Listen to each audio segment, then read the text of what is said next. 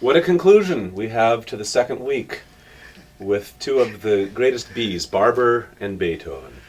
Well, that was a necessity in a way, because celebration of such a magnitude, like 60 years of the festival, had to have performance of Ninth Choral Symphony by Beethoven. Plus, we have a wonderful chorus to help us out. We did that symphony to celebrate 50th anniversary. Which was the first time that we had assembled a chorus, at least in the time that you and I had been at the Peninsula Music Festival. And it's amazing to think the door that opened. Just in the last decade, all of the choral and vocal music and operatic that we have enjoyed at the Peninsula Music Festival. Well, it actually opened a door to entirely new repertoire for Of course. us. And I think it brought different part of listener public, because there is a specific public who loves voice, who loves operas and love choral music, and so we were able to open door for them as well. Yes, and I would say that it opened, it gave the opportunity to feature our orchestra in these pieces that these composers poured their greatest genius into. And in this last decade, we've done Haydn's The Creation and Verdi's Requiem and Bach's Mass in B minor and Handel's Dixit Dominus. But I particularly think of Haydn's The Creation and the Verdi Requiem, because these are pieces that use the orchestra in a fantastic way. Everything in Haydn's The Creation that is sung is first depicted beautifully and creatively in the orchestra. So, and Verdi's Requiem, of course, is a masterpiece of orchestration in the service of the Requiem text. So this past decade has given an opportunity for our orchestra, which is marvelous, to be featured in repertoire that they otherwise would not have been heard in. That's true, and it was also subject of their own artistic growth too. Yes. Because it's added experience of working with the chorus and with the vocal soloist. It always demands from musicians quite a different role of give and take, of being a leader and being a team player and being an accompanist. So I think it's a wonderful experience for our musicians too.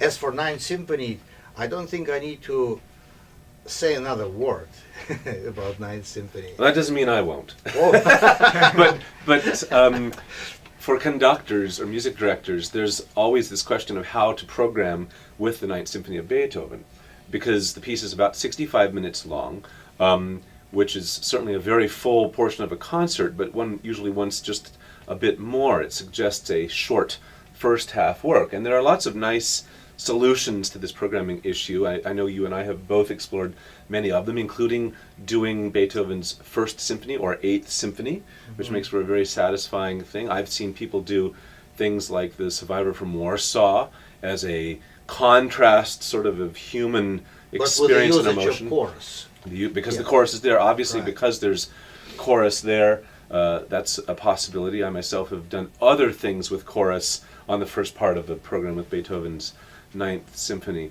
But I love your choice for this coming festival, in that you're going to do work for solo soprano and chamber orchestra by Samuel Barber, and certainly one of the most beautiful pieces for that scoring by any composer, let alone an American composer, the Barber composition, Knoxville, Summer of 1915. Yes, it's one page from the novel. By James Agee. Agee's Death in the Family. Death right? in the Family. Yeah. And I can say, I was recently actually reading that poem with a European friend of mine and explaining to her why that poem, although it predates my own life by quite a bit, is so meaningful to me. Because it is full of imagery that I completely relate to as somebody who grew up in the United States. It talks about a summer evening and being on the cool grass, and my father coiling or bringing back the hose after watering, which I completely relate to from having grown up in Arizona. And Yeah, it relates to American South That's what Yeah, makes- the American yeah. South, and particularly the experience of a summer evening, and it's the perspective of a very small child, and it's an amazing mix of imagery that anybody can relate to. The sound of vehicles going by, of people enjoying ice cream on a summer evening, beautiful words, but also incredible poignancy that goes actually to the very heart of why am I here on this earth surrounded by these people. So it's an amazingly touching text. Barber shared the gift, along with composers such as Handel and Brahms, Mozart and Verdi, of being an absolute genius at the setting of text. So whatever direction or imagery the text is going with, he emulates that in the music in such a poetic way. Plus, he was master of voice as well. He Oh, was singer absolutely. himself, right? Yes, a baritone. That's right. So I marvel the way he put all those words in the soprano's voice. Yes. Because it is just so natural and it's so expressive and Yes. uses a full comfortable range of the soprano. And speaking of expressive, the artist for this will be Kimberly McCord, Right.